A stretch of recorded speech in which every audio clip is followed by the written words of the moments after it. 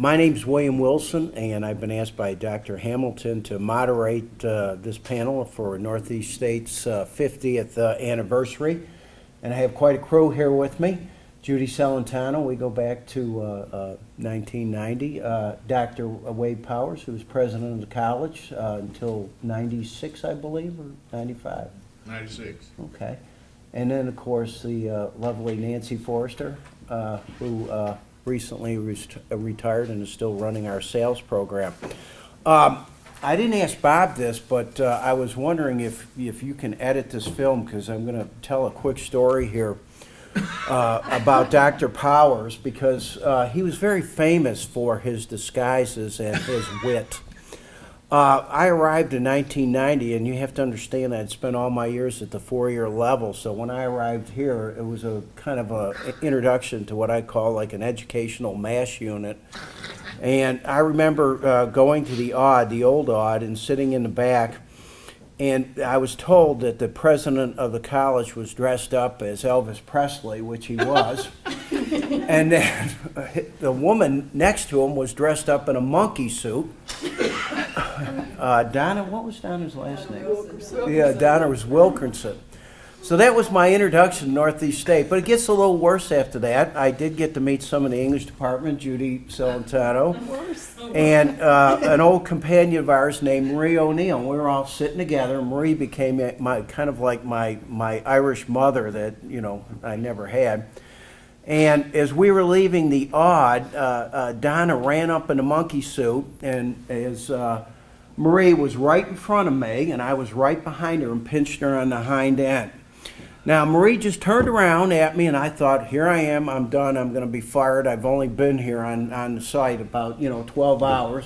Marie turns around and says to me, well, I'm glad we're getting new blood around here. So this was kind of my introduction to Northeast State. But actually, I was very lucky to come here because in 1990, we went from being just a technical community college to a complete community college. And I'm going to turn here now to Dr. Powers to talk a little bit about that process of moving from a technical community college to a complete community college. Well, actually, the transition was going from a technical institute, because at that point we were not offering any transfer degree programs. It took an act of the legislature for that to occur, and they approved it in the spring of 1990, and in the fall of 1999 we started our first class. But you have to understand that you don't change from a technical institute to a community college without a lot of prep work going on. I was very fortunate in early part of 1990, knowing that this was had already happened, that I had gone on a trip to England with a group of folks from Pellissippi. And I had the good fortune of meeting a lady in that group, and I was really impressed with her. She was head of the math department there, I think, something like that. And we were sitting in the airport, and I leaned over to her and I said, would you consider coming to Northeast State to head up our liberal arts department? She said, I don't know whether I would or not. Well, I said, you think about it. Pray about it. I think the Lord will direct you. I sure was presuming, but but anyhow, it was Linda Calvert, and I could not have chosen a person who was better suited to lead that development of our liberal arts program. And you have to understand that when you start a whole new component, you have to write all of your course syllabi, you have to write the whole curriculum, you have to develop the advisory tracks and so forth. So she and some colleagues spent a year doing that. And then that summer, we spent a lot of effort hiring people to fill those courses that we'd be offering that we'd not done in the past. So it was really team effort that brought it about. But I can't say enough about Linda and her work in helping this whole thing get off the ground and going. Now, I've said in 2 or 3 words what you asked. Is that what you want me to? Well, I thought you made a good view of those early days. And I remember Dean Calvert well. As a matter of fact, I remember my interview with her. And I'll never forget that she looked down at me and said, "Why do you want to come here?" And I couldn't tell her at the time that it was about trout fishing, because that's not a good way to get a job. But I want to talk a little bit about computerized instruction, surprisingly, because in 1990 we had it here, and I'm sitting next to a young lady who was the driver behind it, Judy Celentano and Vicki, who could not be here, Vicki Hauser, were way ahead of their time. They had a complete computerized lab for developmental English and at that time remedial English, and I'm going to let Judy talk about it a little bit. Now, she's never forgiven me for taking away those Macs. And it only recently we had a reapproachment, but no. Go ahead, Judy, and tell us about that. Well, in 1990, as we made that transition into the technical community college era, that's when we began bugging administrators and those with funding to consider a computer lab. We began to attend conferences, some of us, professional conferences, to study and to think about this, and it was a couple of years really before that lab was in place. We had to move the zoo out first. Remember the zoo, everybody? That was a large room about this size where all the liberal arts faculty were packed, and you talk about a fun place. But that's the room where the original I've forgotten lab about that. Yeah, oh, the stories I could tell, but I will not go No, there. please don't. I won't go there, no. But at any rate, we, to respond to his comment about the Macs, we did establish a Mac lab first because I was influenced by the kind of computerized education that my children were experiencing in elementary school. And the reason for the Macs was because it was the original, we have Windows program. It was so simple, it was user-friendly. Everybody knows that term, user-friendly, of course. And it really was. So we wanted a very user-friendly kind of computer, and we finally won our way. We got a classroom full of Macs. A couple of years later, William instigated a lab for Comp 1 with DOS-run IBM machines, far inferior. But once Windows came into effect, then I was okay with switching to that platform for our lab. But now, as far as the educational aspects are concerned, we didn't have programs where students were tutored, say, in grammar. We did have a few of those, but that was not the focus of the lab. We wanted the idea of revising, revisioning your work, editing your work. We wanted that for our English students to be a process that they loved rather than hated. And I taught at that time in the developmental studies department. A lot of differentiation in those early years between developmental studies and English. Later we were merged, so when he's talking about the syllabi for the courses, in our department we already had a very finely tuned set of syllabi for all the, particularly I know, well, first-hand experience with English. It was just walking into a well-oiled machine and picking up and learning and figuring, understanding what had been developed for that program. So the computer lab fit into that as a tool. It was never an end in itself. It was simply a tool for us, and we convinced everybody that it was a great tool, that the students loved coming into that lab. Whether they loved to write or not, but it helped. When they were told, no, you don't reinvent, you don't spend 3 more hours hand copying that paper, you do it right here on the computer, and it became a very wonderful thing, I think, for that department, and then later for the English department as a whole. And one little thing I will final, I'll end my comments with, Dr. Powers was sitting here right before we started, and he was going, and he said, well, there's this, like a little boy having a great time in his chair that would swing all the way around. And I remember our students, when they came in, just that same joy. They would sit in the chairs that were like this in front of their computers, and invariably you saw them spinning around with that look of like, wow, this feels good. So it was a very positive move and step, I think, for the English department to take that. And I must admit, I was one of Judy's first converts into the faith, and of course in '94 when we got those labs set up, it was a good moment because finally we moved to teaching writing as a process instead of just lecturing about writing, which is a waste of time. Nancy, tell us something. You started, you kind of sit on 2 time periods. You started in 86, was it? I started in 84. 84, okay. And tell us about the transition Well, to the first big transition was in 85, fall of 85. I'd been here a year and a half. We added developmental education across the state. Think back now that we had 13 hours of developmental math. We had 3 hours of remedial, 5 hours of the developmental, and then the second one, I can't remember now what it was called, but developmental 2, I guess. Math. So 10 hours of algebra and the 3 hours of basically arithmetic.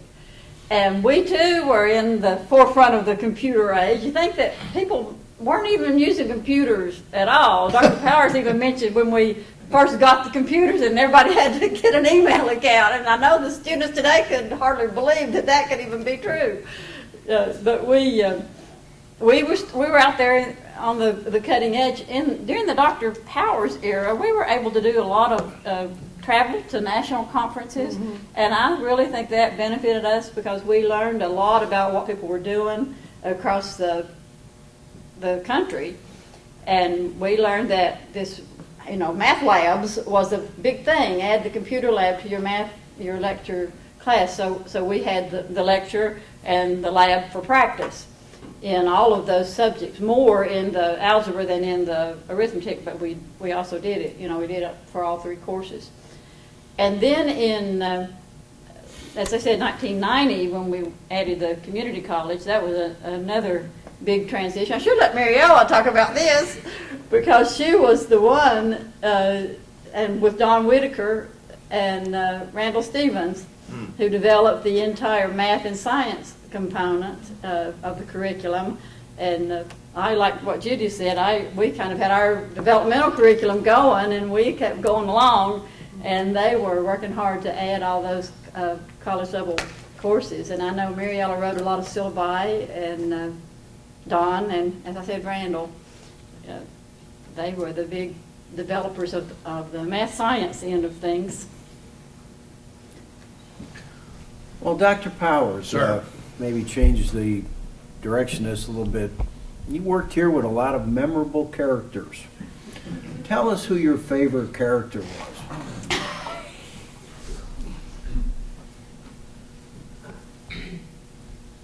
Oh, that's hard to single out. I can think of about 60 of them. Now, do you mean characters that worked here or characters that I portrayed? Well, you did portray a lot of characters, but no characters that worked here. Well, I think I'd put at the very top Dick Cartwright. Dick had so many mountaineer sayings that he was really an interesting character in so many different ways. When I came, he was running the automotive program. We went to the community college and status, and he came to me and said, Dr. Powers, I'd like to teach economics. I said, but you can't. He said, why can't I? I said, well, you got to have a master's degree. And he said, that's what I've got. And I could have fallen out of the chair. But anyhow, he'd be at the top. And not far behind him would be Rita Quillen. it's hard for people to think that in a place like you're in now, that's so highly sophisticated, that we implemented email on campus in 1991. But let me tell you how antiquated it was.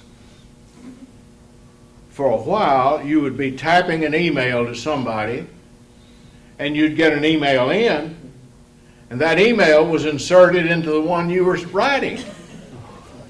Had a few bugs in the program, obviously. But Rita and I spent not a lot of time, but maybe it was a lot of time, changing emails. And my favorite thing was trying to pull some trick on her through my emails. But those of you who know Rita know I never did really succeed. One of the memorable things that Rita did for me when I got ready, well, before she left after I retired, but she came in and said, "Dr. Powers, I've done a book I think you'll be interested in. A hardback cover, looked like it's about that thick, and the title of it was Famous Sayings of Dr. Wade Powers." I thought, now that's really nice. This sucker was just blank pages. I didn't get any respect, Dr. Gilliam. I hope they treat you better. Well, I just, when I think of characters, I just, unfortunately, the campus was full of them. Or maybe it was fortunate. It was just, I had a great time working with the people here. I had a lot of fun what I was doing, and I hope people that were here had fun, because if you can't have fun in your job, you can't have fun much of anywhere. Yeah. Vicki Hauser isn't here with us today. She was not able to attend, but Vicki was probably up there with that list. Yeah, you're right. She had the best jokes on campus and shared them with the top and bottom. Of course, today she'd probably be arrested, but it's the way we are today. Yeah, probably so. She was the kind of person, and I hate to say this has happened, but we would have a student who might smell in class. I know this sounds awful. Guess who we would send to talk to the student? I couldn't do it. I didn't have the guts to do it. We'd send Vicki, wouldn't we? Vicki would go talk to him and say to the guy, "Well, how are you going to meet girls if you smell this bad, blah, blah, blah," this kind of thing. She could be very direct. A time that I remember about her was actually my first semester here. We came in and all the classroom doors were locked. I think you remember this, Xiaoping. Because Xiaoping sat to me in the zoo. There was, in a space this big, from this end of the table to here, Maria O'Neill, Dr. Wong, and William Wilson with his first computer that Dean Calvert gave me, which was huge, okay? And Maria O'Neill was the kind of person who was real close to her students, and they all had troubles. So I'd be sitting there like, what's the antecedent of this? And this student would say, "I just got beat up on the roof by 12 guys. What am I going to do?" And they'd be crying together. And I'm like, Xiaoping and I'd be looking at each other. But here's what Vicki did. We didn't have what I would call professional security force at that time, did we? No, not at all. So there was a huge line of people trying to get their parking tags, okay? So I went from not at the back of the line, but to the front of the line, and I said, "You need to open up the classrooms. We've got people out here. They're supposed to start at 7:30, and these classrooms aren't open." He goes to me, "You go to the back of the line." Vicki Hauser was standing with me. She goes, "You get your what?" I can't even repeat what she said. And it was a mountain expression. I never heard it before. "And I'll kick your whatever down the hill." Okay, this is a little different than where I'm from. And he got right up and he went and opened all them doors. Because I was scared after that. I mean, I thought she could really, But she was a favorite person. But back to Judy. I don't know, you kind of grew up with the whole place. What do you think about where we've gone and what's happened? And I became a full-time instructor. I'd worked adjunct prior to 1990, but I became a full-time instructor in developmental education that fall, the fall that we became a community college. And it's a cliche to say that the air was electric, but it truly was. The first day of classes, the lead up was, of course, as well, but the first day of classes, huge numbers of students. Dr. Powers can give the exact figure. To me, it felt as if we had quadrupled in size. I know we doubled at the minimum in terms of the number of students. Our facilities weren't ready.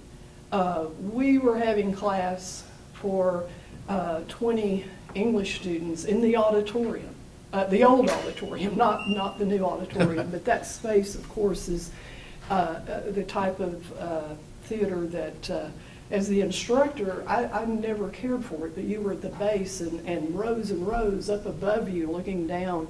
I just felt like a lion in the den or whatever. But the day that we began classes was so exciting. And instructors were looking at each other and saying, "Are you ready?" And it was just a wonderful time, a wonderful feeling. And then to just see the years of development, the transitions, all so positive.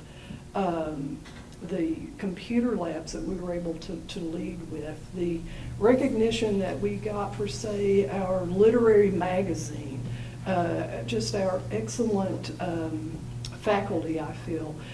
Dr. Powers commented about the fun that we had.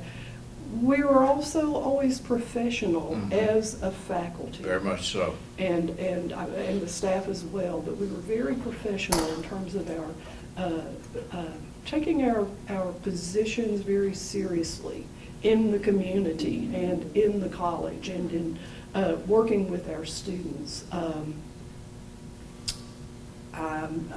can direct me, I'm not sure where to go from that, but just the feeling when I retired 5 years ago was having seen so much growth, to see those facilities that were just not ready, the unprofessional We were in security trailers. force. We were And teaching in we trailers. taught in trailers the first few years. But to see the place now, and to have, I have so much pride in the entire process, from struggling to get the funding from the state again, which Dr. Powers was on the forefront there, but to get what we needed in terms of funding in order to expand the facility so that we could accommodate the community.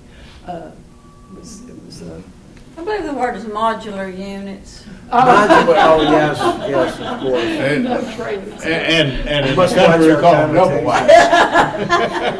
wide. Don was over in the house next door, and he loved it Oh, over that's there. right. Well, I forgot that was the place. first property we bought, was where that old house was, down at the corner. And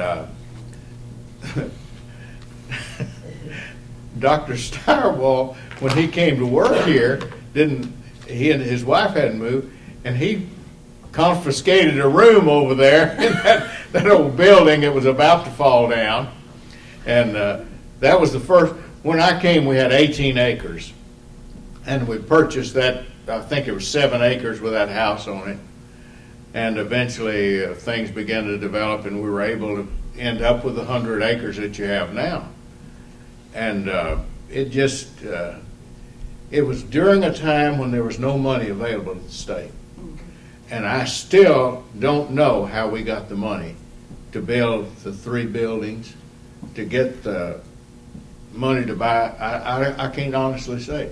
Because one of the real regrets that I had, and I expressed it when I announced my retirement, is that I never did have the freedom to give the salary and staff the faculty and staff salary increases that I thought they deserved. And it was because there was no money in the state. We went a number of years without getting raises. But even in the midst of that, I don't remember there being any denigration of the faculty morale. No, I don't think so. Because it was fun. It was Yeah. exciting. It was exciting, time of it year. was, yeah. Well, I remember, I was just thinking about, I don't think there's anybody here that was here at that time. When I was introduced as the president, and I came, we had our opening, oh, yeah, that's right, you were. Had our, Mary Ella, Yeah. had our opening campus. Every year at the beginning of the year, I tried to give what I called a update the campus. But this was my first approach to talk to these people. And I'll never forget it. I described a college president. I said a college president is made of two parts, top and bottom, and they're interchangeable. And that kind of set the tone for my time here as president.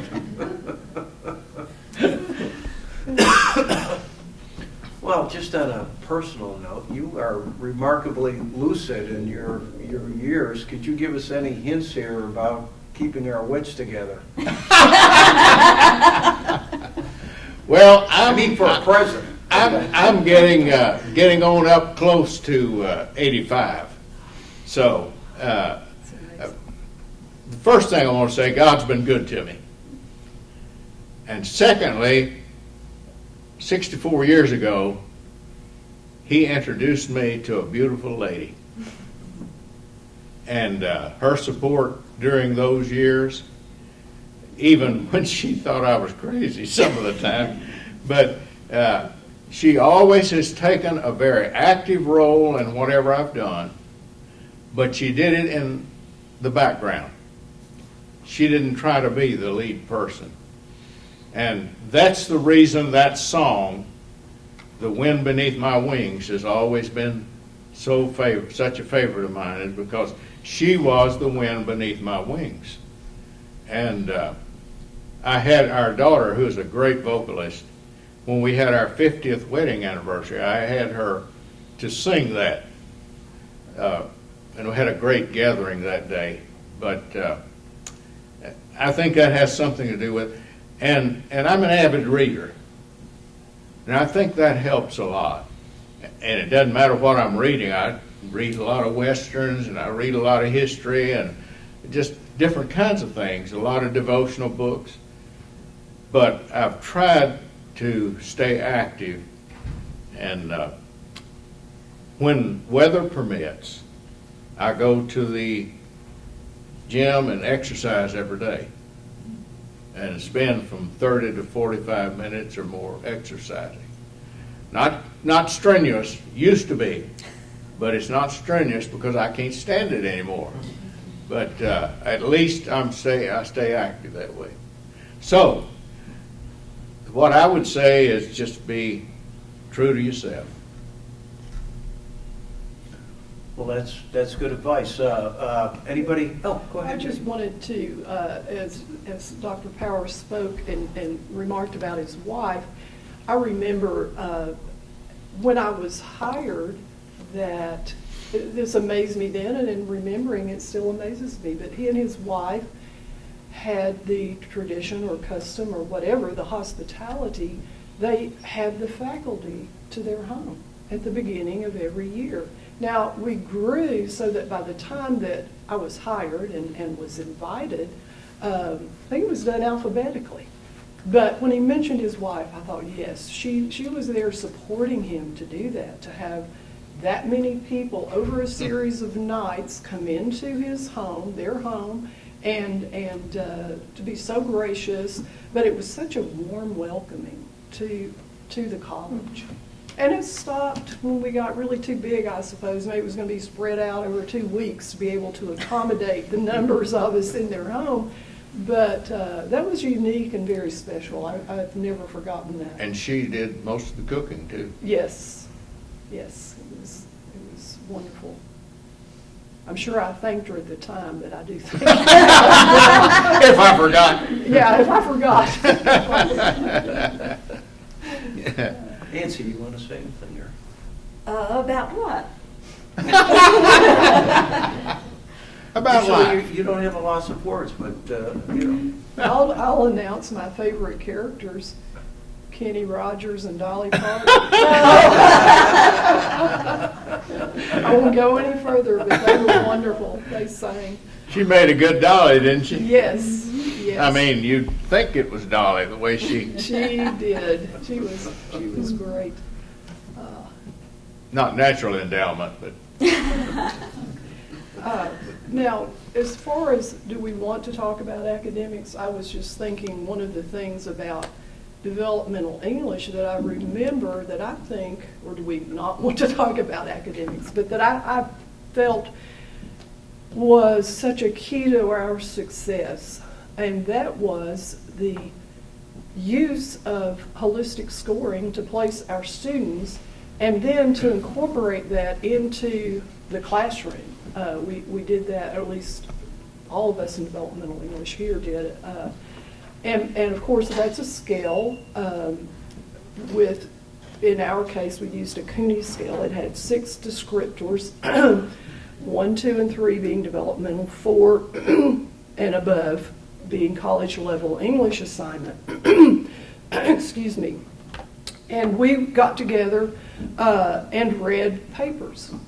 Hundreds of students would come in to take a diagnostic test. They sat and they wrote by hand in this period of time, turned in those papers, and then the English faculty would sit down together. Now, those were some raucous meetings. But one of the times we actually had a session where we're reading, and somebody scratched his head and said, man, a young woman had written about getting into a fight, and as he's remembering the descriptive language in the paper, we're just like scratching our heads and kind of laughing. And then several papers later, we had the other person involved. Their topic was the most memorable event of my life.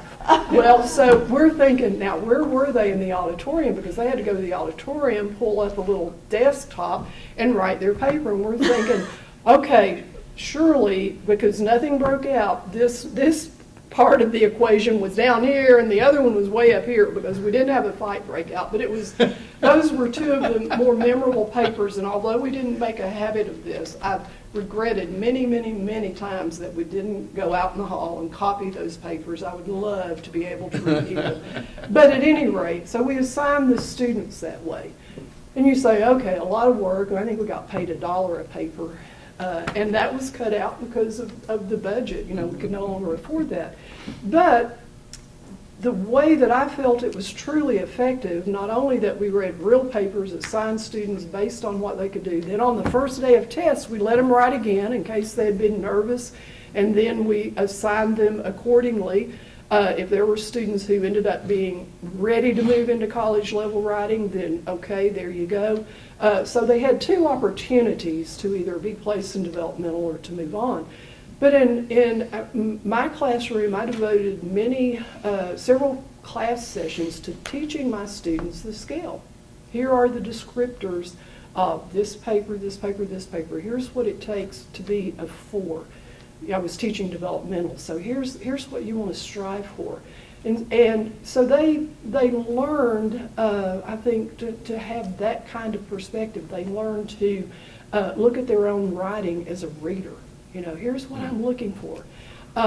And they practiced. They wrote papers as a class. Well, I gave them the training papers from the state to begin with, and they practiced reading. And when they got to the point where, as a class, for the most part, they would say, oh, that's a 4. Oh, a 1, a 2, a 3. The whatever the number might be, and they recognized it. It was like, okay, now when you edit your own paper, you're looking for that. You want to know, what's the level of this writing? What do I need to do to move from this 3 to a 4, and even a 5 or a 6? So I just felt, at the time and in retrospect, that was one of the more effective teaching tools that I had to Well, you help the remember how we students. adapted after the assignment, we couldn't pay everybody. What we did was have an exit exam, and each paper was read by 2 readers. at They least. were trained in Mythology is yeah, right. in mythology, yeah. In the methodology, trained in methodology, yeah, it kind of is mythology. Freudian slip. Yeah, but anyways, it was very successful, and we were always surprised about how close everyone really was. Now I'll tell you one more story about Vicki. We used to have training sessions, and at this time the scale moved from the Cooney scale of 6 to 1 to 1 to 5. So we were having training sessions, and Vicki got up and left the room. So I said, when she comes back, let's give a 5 a 1 and a 1 a 5 and justify it. So she came back in the room, and there it was, clearly, you know, a 5 paper, superior college level paper. Well, I said, that's the worst paper we've ever seen. And Vicki'd be like, well, I don't understand this. And then we went to the one paper that clearly was written in gibberish. You know, you wondered what they did with their 12 years of schooling in their native tongue. And there they were, and we were saying, look at how sparse and brilliant this is. No grammar. This is like deconstructed English. And Vicki goes, well, this is clearly a 1, blah, blah, blah. So we had our fun while we were doing it, but that's how we did it. We adapted, didn't we? We adapted. I thought I might talk a little bit about what it was like when I first came here. It was in 1984, and there was no transfer program, and actually, so our department was called Related Studies, and our only function was as a support to the technical programs. They had a small gen ed component that they were required to complete to get the technical degree, and I think maybe there were 8 or so of us. Does that sound about right? In the Related Studies department. Bill Marsh was our head, so we were all in there, math, science, English, and I think psychology. And that was the related studies, that was the gen ed component that the technical students were required to take at that time. So when you think of that, of one big general studies department, you can imagine thinking of all our gen ed faculty that we have now being one little department that sat in one, not even as big as the zoo, one small room was our big office that we all had together. And I believe there were 8 desks in there. About one person in each area, wasn't it? I think so. I think I was maybe the 3rd one to come in math, because you and Don were here. Was Dottie Whitesides? Dottie Whitesides was English. Yeah. Arlene Odell was psychology. Yeah. I've forgotten about Arlene. Arlene was She's another character. Arlene was Another sociology. Yeah. Sociology, right, not psychology. That's right. She just passed away. And Randall was science. And Mariella was part science. So then when we added developmental studies, at first the people in the technical programs really resented Oh, yes. developmental studies, and it was because of the way we were required to set it up. The students who came in weren't allowed to take anything else until they completed their developmental studies. So you couldn't take an automotive class or an electrical class or a welding class unless you had your developmental studies done. So of course the people teaching in those areas, and this being a brand new program, felt like that we were taking their students. Well, we didn't want to take their students. That's just how it was set up.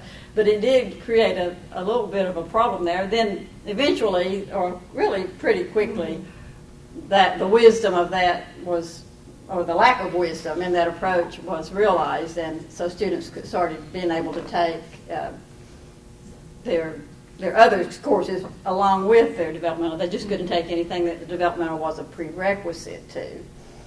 And that eased the tension a little bit. For a little while there, we were kind of the ugly stepchildren, weren't we? But it made us very close as a department. Dr. Leffler was our head of our developmental studies division, good leader, and we were very close to each other because we felt like we were ostracized from everybody else.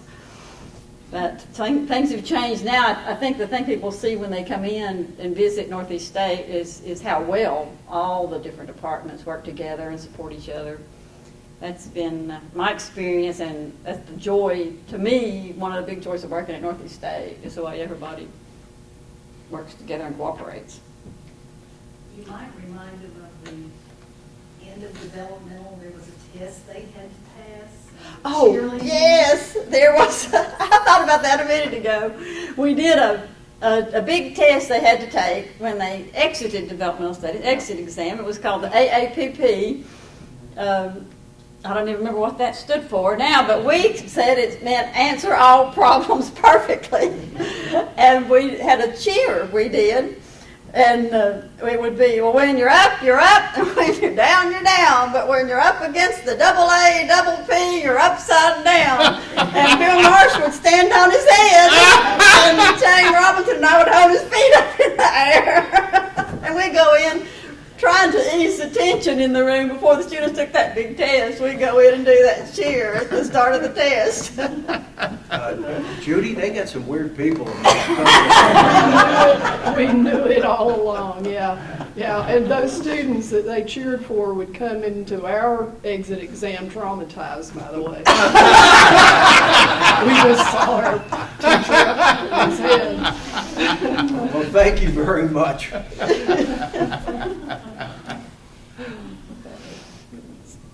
Does anybody have any questions? I myself have to run to another meeting, but It's tough to be important. it's tough having not being important enough.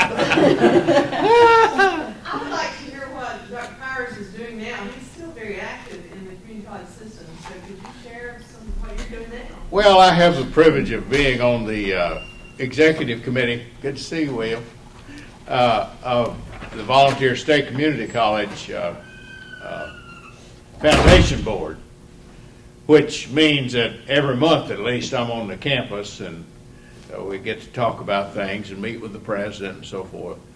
So, but I've also gotten to be good friends with both the former president, who's now the vice chancellor for community college, Dr. Warren Nichols, and now Dr. Jerry Faulkner.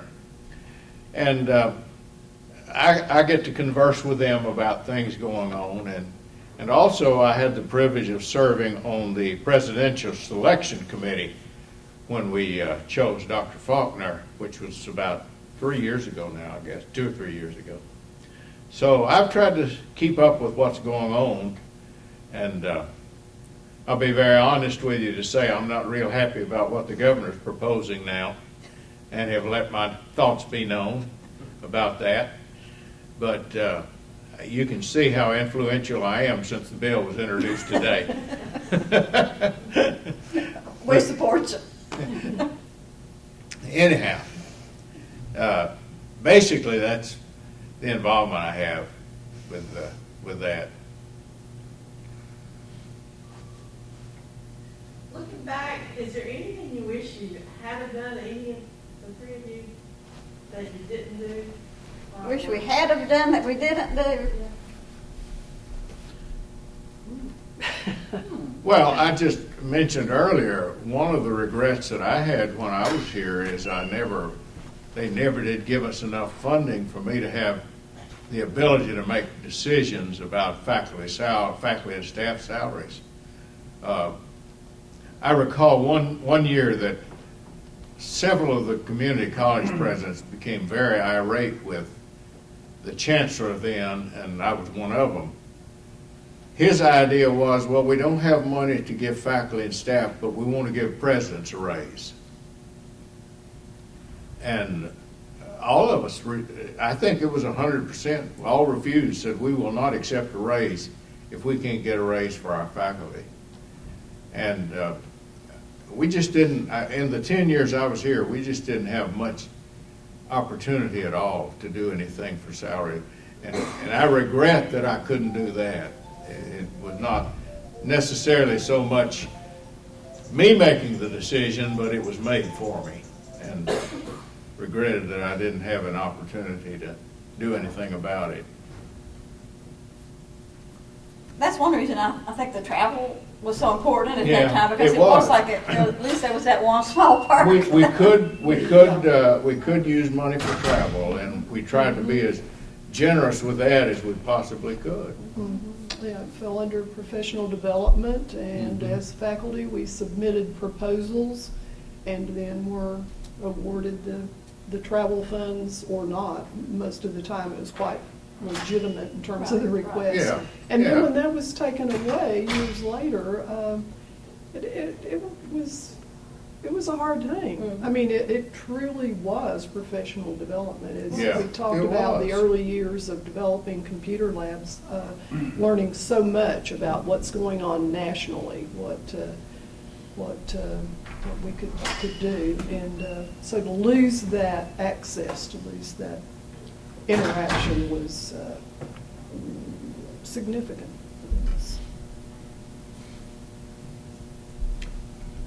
I don't have any overriding regrets. think I do either. Perhaps professionally, I could have pushed myself a little more. You always think, well, I wish I'd realized then what I see now, but nothing Outstanding. nothing really outstanding. As the years went by and developmental studies were just incorporated into the general academics, I have a question. With so many great memories, it must have been difficult for all of you to leave in some way, and so you still work with us to some, so maybe that experience has been up and down, but can any of you talk about the decision or that moment in which you had to leave Northeast State up on this hill and how you felt?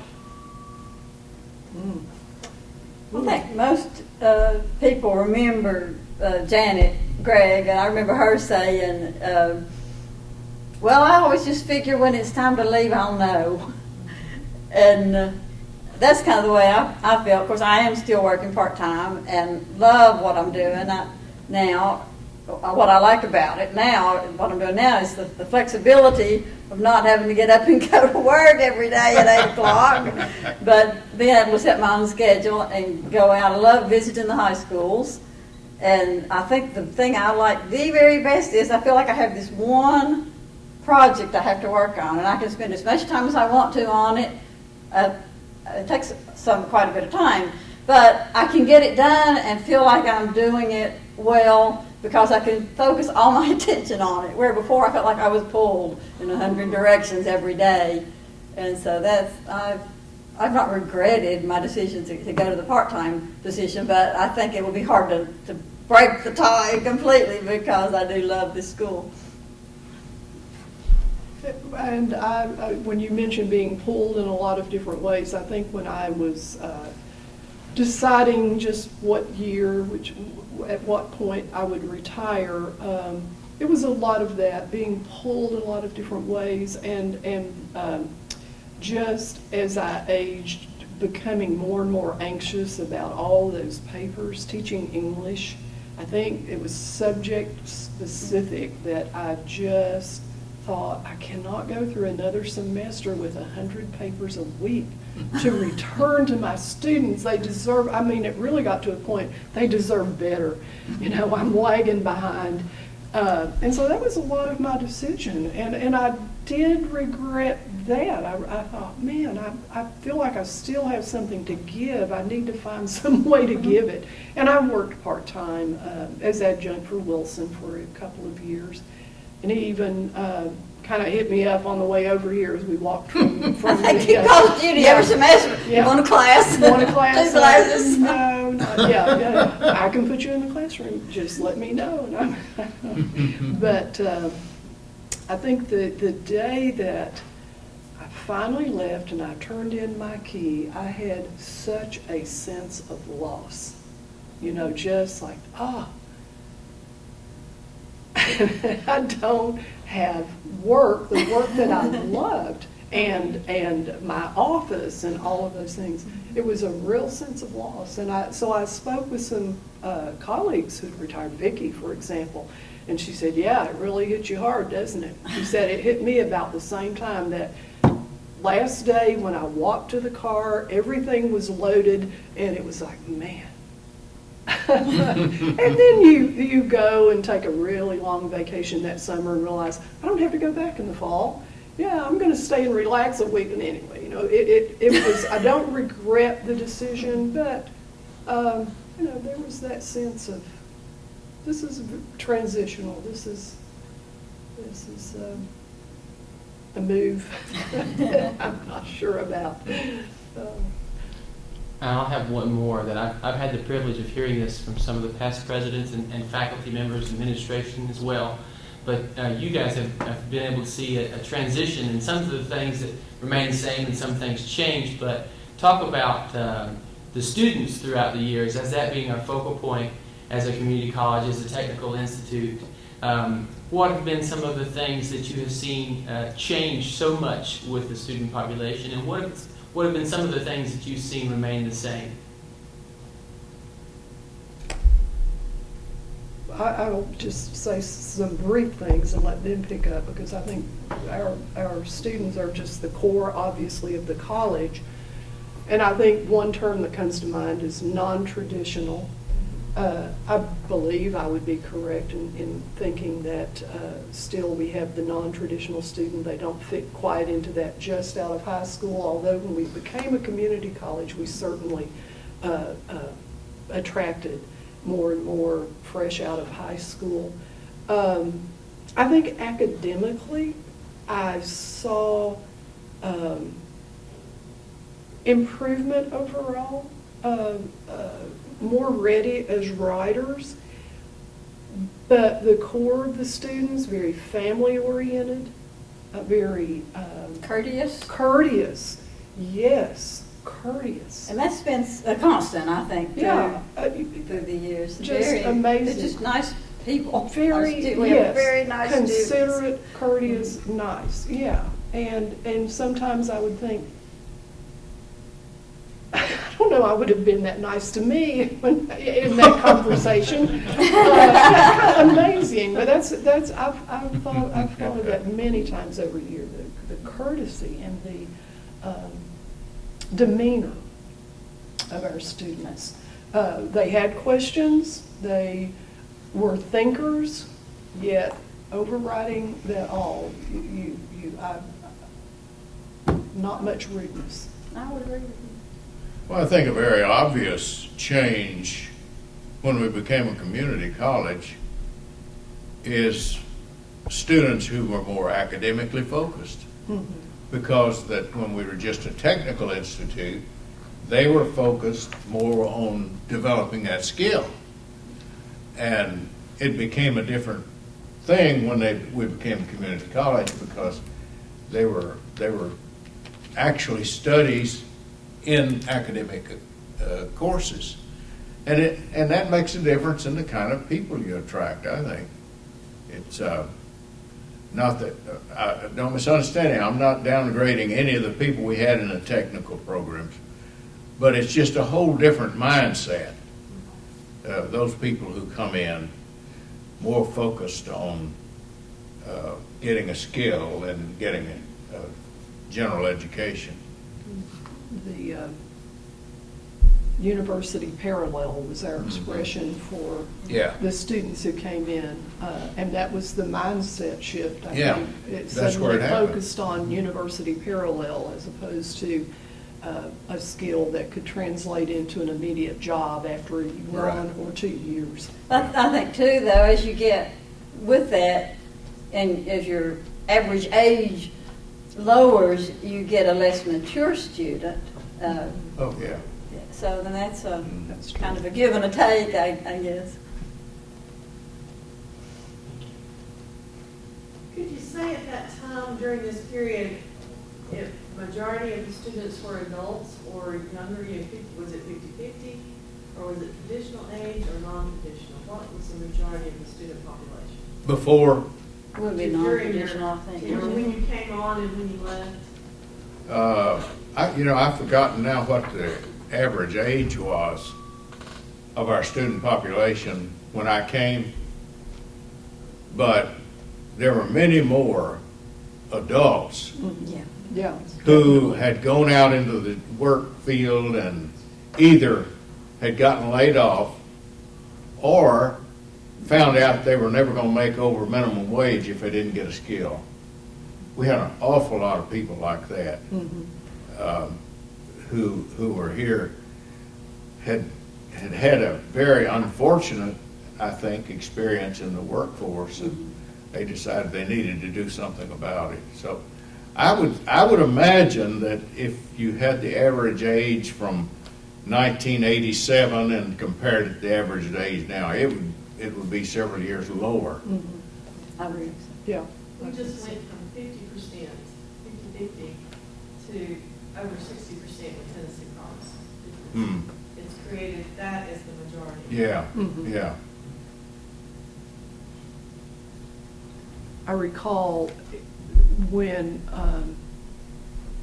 just along this line of people coming back, when the textile industry in our region, it closed, basically sent the factories overseas, a huge influx of those students, many of them middle-aged women Right. who were struggling to survive, in many cases the sole breadwinner. But this was after we were a community college, but they actually part of their, I suppose, settlement, whatever, their education was sponsored by, I suppose, the government and the industry that they had worked for, the textile industry. I guess the last factory I remember closing was in Carter County. It was a, Levi. well, there was a Levi, that was a smaller one. This was the larger one. It was, Sarah Lee. what was that? Sarah Lee.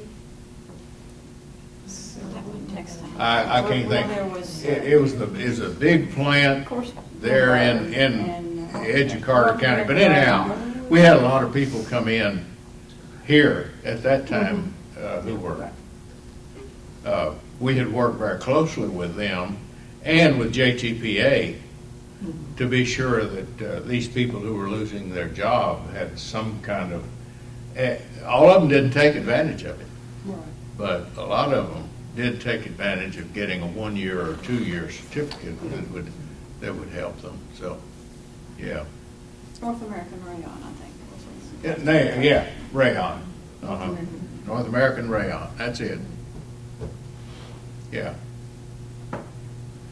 Well, all I can say is I appreciate you all letting me come. And thank you so much. It's good to see, I don't want to say old friends, That's okay. former associates.